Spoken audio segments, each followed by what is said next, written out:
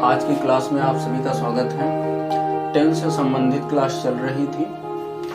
First class में present indefinite tense हुआ था और आज सेकंड क्लास स्टार्ट करनी है और उसमें हमें पास्ट इंडेफिनिट को पढ़ना है। तो स्टार्ट करते हैं। पास्ट इंडेफिनिट टेंस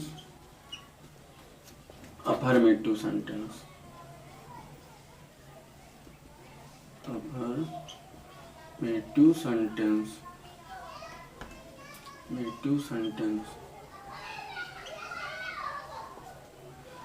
तो पहली क्लास में आपको बता दिया गया था कि टेंस क्या होता है। तो उसमें बताया गया था टेंस मुख्यतः 3 प्रकार के होते हैं: present tense, past tense, future tense. Present वर्तमान काल, जो कार्य वर्तमान में चल रहा हो, प्रोसेसिंग में हो, और भूतकाल पास्ट टेंस, जो कार्य कल हो चुका था, और फ्यूचर टेंस भविष्य काल, जो कार्य कल होगा।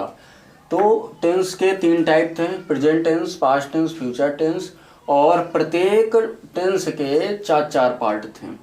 जैसे प्रेजेंट टेंस के 4 पार्ट बताए गए थे: present indefinite tense, present indefinite, present continuous, present perfect continuous. उसी तरह पास्ट के 4 पार्ट थे और फ्यूचर के भी। तो प्रेजेंट इंडेफिनिट स्टार्ट हो गया था और आज पास्ट इंडेफिनिट टेंस करना है।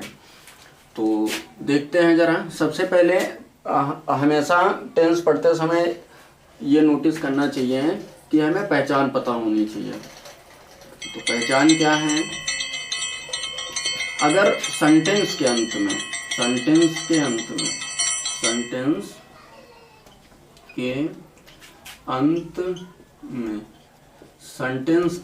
में क्या होना चाहिए? ता, था, ती, थी, ते, थे।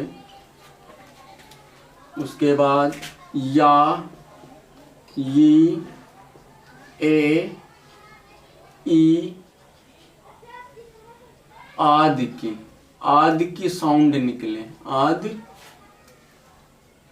की साउंड निकले। ठीक है।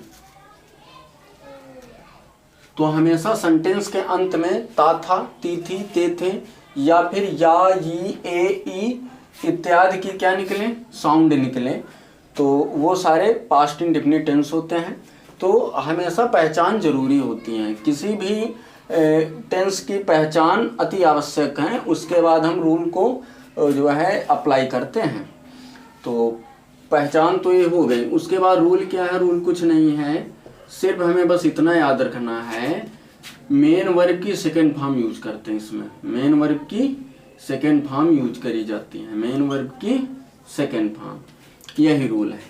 ठीक है। अफर्मेटिव सेंटेंस में तो स्ट्रक्चर देख लेते हैं। स्ट्रक्चर तो स्ट्रक्चर जैसा subject plus helping verb plus main verb की सेकेंड फॉर्म प्लस ऑब्जेक्ट। ठीक है। तो यहाँ पर हेल्पिंग वर्ब का यूज होता नहीं। ठीक है। सब्जेक्ट करता है हेल्पिंग वर्ब, सहायक क्रिया मेन वर्ब की सेकेंड फॉर्म, मुख्य क्रिया की सेकेंड फॉर्म, ऑब्जेक्ट कर्म। ठीक है। तो हेल्पिंग वर्ब जैसे प्रेजेंट इंडेफिनिट अफर्मेटिव में हेल्पिंग वर्ब का यूज नहीं किया जाता था, उसी प्रकार हम पास्ट इंडेफिनिट अफर्मेटिव सेंटेंस में भी हेल्पिंग वर्ब का यूज नहीं करेंगे। लेकिन निगेटिव और इंटेरोगेटिव सेंटेंस में हमेशा हेल्पिंग वर्ब यूज होगी। जैसे present indefinite negative interrogative sentence में डज और डू नॉट था। सिंगुलर नंबर के साथ डज नॉट, प्लूरल नंबर के साथ do not helping verb use होती थी। और उसी प्रकार जो है पास्ट इंडेफिनिट टेंस में भी हेल्पिंग वर्ब यूज होगी निगेटिव और इंटेरोगेटिव सेंटेंस में। वो भी डिड नॉट के रूप में। तो वो आगे रूल आएगा तो बताएंगे। अब एग्जाम्पल देखते हैं। एग्जाम्पल जैसे सीता बाजार जाती है, बाजार जाती थी, बाजार जाती थी। सीता बाजार जाती थी। तो सबसे पहले सब्जेक्ट क्या है? सीता। जो कार्य करता है वही तो सब्जेक्ट होता है। सीता। उसके बाद हेल्पिंग वर्ब का यूज नहीं। मेन वर्ब गो की second form go went gone, went, Sita went to. उसके बाद ऑब्जेक्ट मार्केट। तो गो के साथ हमेशा टू लगाया जाता है क्योंकि को इंट्रोडक्टरी होता है, इस वजह से को का वो मीनिंग रखता है। सीता बाजार जाती थी। उसी तरीके से अगर कहा जाए मोहन ने फुटबॉल खेला या मैंने फुटबॉल खेला। एग्जाम्पल सेकेंड, मैंने फुटबॉल खेला, मैंने फुटबॉल खेला। तो मैं ज़्यादा बेटर रहेगा, मैं फुटबॉल खेला। तो ये हो गया मैं फुटबॉल खेला। तो आई प्लेड दी फुटबॉल। ठीक है, हेल्पिंग वर्ब यूज होता नहीं तो हेल्पिंग वर्ब छूट जाएगा। मेन वर्ब तो मेन वर्ब खेलना, खेलना की सेकेंड फॉर्म प्लेड और ऑब्जेक्ट फुटबॉल। तो मैं फुटबॉल खेला। तो ये हो गया अफर्मेटिव सेंटेंस। तो अफर्मेटिव सेंटेंस हमेशा याद रखना हेल्पिंग वर्ब यूज नहीं होती हैं, इस वजह से सिंगुलर नंबर प्लूरल नंबर देखने की आवश्यकता नहीं होती है। और सीधा हम क्या करते हैं, मेन वर्ब पे जाते हैं और मेन वर्ब के सेकेंड फॉर्म को पिक करते हैं और उसका यूज कर देते हैं और लास्ट में ऑब्जेक्ट को ऐड कर दिया जाता है और अफर्मेटिव सेंटेंस कंप्लीट हो जाता है।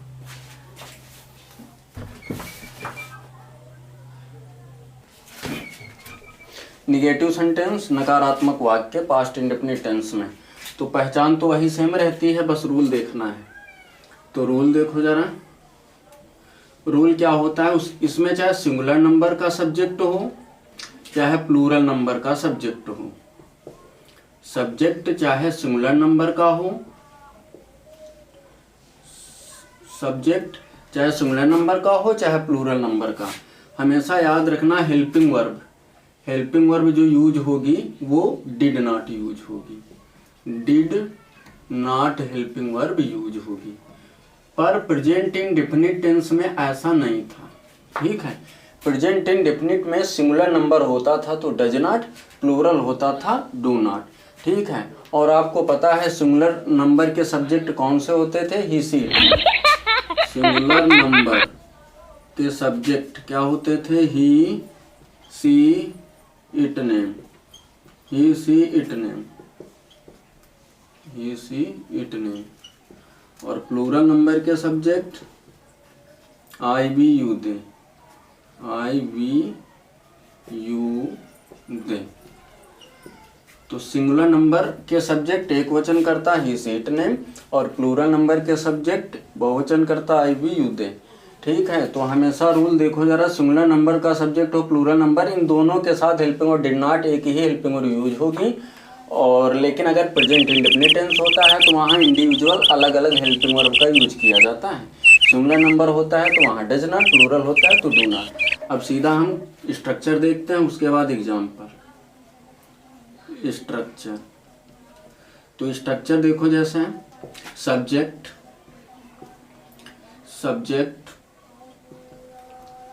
उसके बाद हेल्पिंग वर्ब, मेन वर्ब की फर्स्ट फॉर्म प्लस ऑब्जेक्ट। और हमेशा याद रखना इंटेरोगेटिव सेंटेंस और निगेटिव सेंटेंस में मेन वर्ब की फर्स्ट फॉर्म का ही यूज होता है, क्योंकि जो डिड यूज हुई है वो डू की सेकंड फॉर्म डिड है, तो सेकंड फॉर्म ऑलरेडी यूज हो चुकी है तो दोबारा यूज नहीं करते हैं। तो हेल्पिंग वर्ब यहाँ क्या यूज होगी, डिड नॉट यूज होगी। ठीक है, तो एग्जाम्पल देखते हैं। एग्जाम्पल मोहन ने पतंग नहीं उड़ाई, मोहन ने पतंग नहीं उड़ाई। ठीक, तो मोहन ने पतंग नहीं उड़ाई। तो देखो जरा लास्ट में ई साउंड आ रही है ना, ई वर्ड जो है लास्ट का लेटर ई है तो यहाँ पे साउंड ई की आ रही है, या किया है, ए किया है, या फिर लास्ट में ता था, ती थी, ते थे हो, तो हम समझ जाएंगे पास्ट इंडेफिनिट है। तो सबसे पहले आप कोई भी सेंटेंस लिखा होगा आप पहचानोगे, पहचानने के बाद ही उस टेंस से रिलेटेड आप जो है रूल अप्लाई करोगे, नहीं गलत हो जाएगा। तो अब हम सबसे पहले क्या लिखेंगे, सब्जेक्ट तो मोहन है, उसके बाद हेल्पिंग वर्ब, क्या लिखा है, हेल्पिंग वर्ब। तो हेल्पिंग वर्ब, अब यहाँ में सब्जेक्ट देखने की आवश्यकता नहीं, चाहे जो सिंगुलर हो चाहे प्लूरल, आंख बंद करके आप डिड नॉट लगाओ। तो हेल्पिंग वर्ब डिड नॉट, और मेन वर्ब क्या, उड़ाना, तो फ्लाई, और फर्स्ट फॉर्म ही लगेगी इसमें, फ्लाई दी काइट, फ्लाई दी काइट। उसके बाद सेकंड एग्जाम्पल, वे खेत नहीं जोतते थे, वे खेत नहीं जोतते थे। तो दे सब्जेक्ट, उसके बाद हेल्पिंग वर्ब डिड नॉट, जोतना की होती है प्लाउ, उसके बाद द ऑब्जेक्ट, मेन वर्ब के बाद ऑब्जेक्ट, फील्ड, FIELD, फील्ड। ठीक, निगेटिव सेंटेंस संपन्न हो।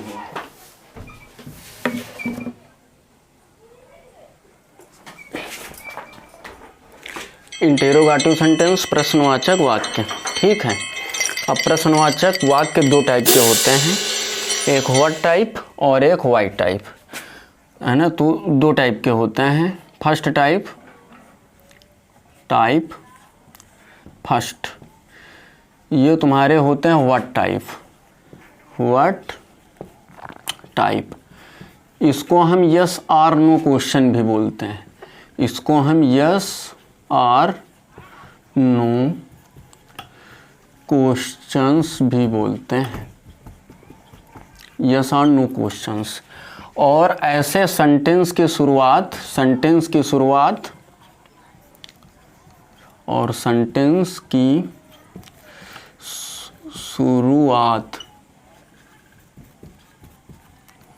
क्या शब्द से होती है, क्या शब्द से होती है। ठीक, और ऐसे सेंटेंस की शुरुआत क्या शब्द से होती है, क्या की इंग्लिश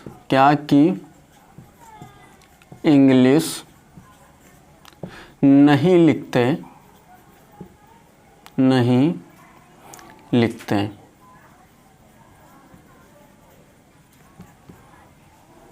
ठीक, क्या की इंग्लिश नहीं लिखते। और वाक्य के अंत में, एक मिनट, इंग्लिश नहीं लिखते और हेल्पिंग वर्ब सबसे पहले लिखते हैं।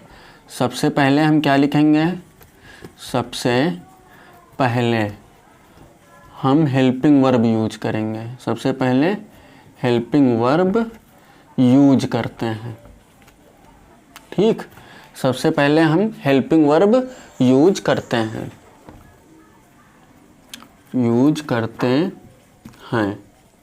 व्हाट टाइप क्यों कहते हैं, क्योंकि सेंटेंस की शुरुआत क्या से होती है। यस और नो क्वेश्चंस क्यों कहते हैं, क्योंकि जैसे सेंटेंस बोला जाता है कि क्या वह बाजार जाता था, तो या तो बोलोगे यस या तो बोलोगे नो। तो यस और नो में जो है क्वेश्चन का उत्तर दिया जाता है, इस वजह से इसको यस और नो क्वेश्चंस भी बोलते हैं। और सेंटेंस हमेशा जो है क्या से शुरू होता है, क्या की अंग्रेजी व्हाट नहीं लिखते, बल्कि टेंस से संबंधित हेल्पिंग वर्ब को सबसे पहले लिखा जाता है। तो सेकंड टाइप क्या होता है, सेकंड टाइप का इंटेरोगेटिव सेंटेंस जो होता है वो व्हाई टाइप होता है, व्हाई टाइप। और व्हाई टाइप में व्हाई वर्ड्स, जैसे व्हाई है, व्हेन है, वेयर है, व्हिच है, हु है, etc। सेंटेंस के मध्य में हो, सेंटेंस के मध्य में हो, तो वाई वर्ड्स पहले लिखते हैं, वाई वर्ड्स पहले लिखते हैं, वाई वर्ड्स पहले यूज करते हैं। और यहाँ पे सेंटेंस के लास्ट में, सेंटेंस के लास्ट में क्वेश्चन मार्क्स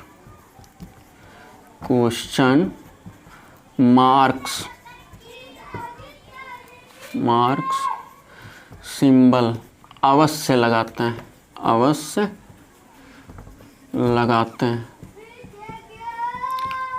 हैं। ठीक है, ये तो रूल हो गया। 2 टाइप के होते हैं। अब स्ट्रक्चर देख लेते हैं।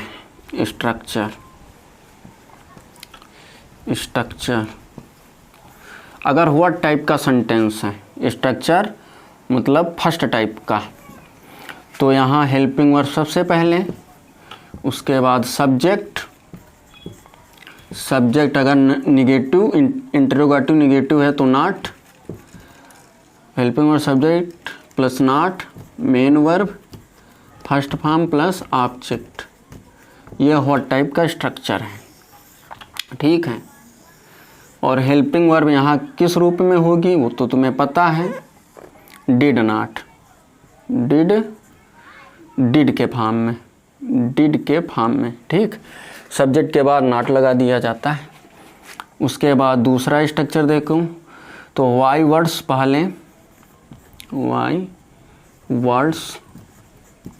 पहले यूज करेंगे, उसके बाद हेल्पिंग वर्ब, उसके बाद सब्जेक्ट, तब नॉट का प्रयोग, फिर मेन वर्ब की फर्स्ट फॉर्म प्लस ऑब्जेक्ट। ठीक, ये, और लास्ट में क्वेश्चन मार्क होता है, लास्ट में प्लस क्वेश्चन मार्क, और यहाँ पर भी लिख देते हैं प्लस क्वेश्चन मार्क। ठीक,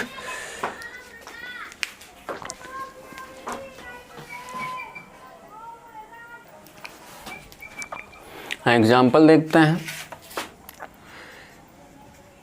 एग्जाम्पल, क्या हंस नदी में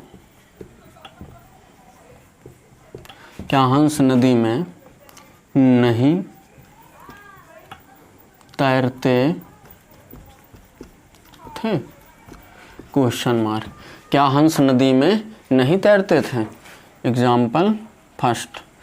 सेकंड लिख देते हैं, माता जी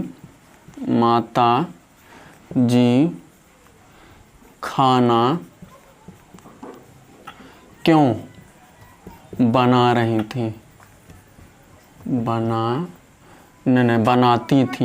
बनाती थी। माता जी खाना क्यों बनाती थी? तो देखो ये तो व्हाट टाइप है। सेंटेंस की शुरुआत क्या से होती है? अगर सेंटेंस की शुरुआत क्या से हो तो क्या की इंग्लिश नहीं लिखते हैं और सबसे पहले हम हेल्पिंग वर्ब का यूज करते हैं। व्हाट टाइप का स्ट्रक्चर ये गिवन है, तो हेल्पिंग वर्ब सबसे पहले। तो helping verb past indefinite tense की क्या है? डिड। तो हम सबसे पहले डिड यूज करेंगे, उसके बाद सब्जेक्ट डिड स्वान, उसके बाद नहीं शब्द है तो नॉट, डिड स्वान नॉट।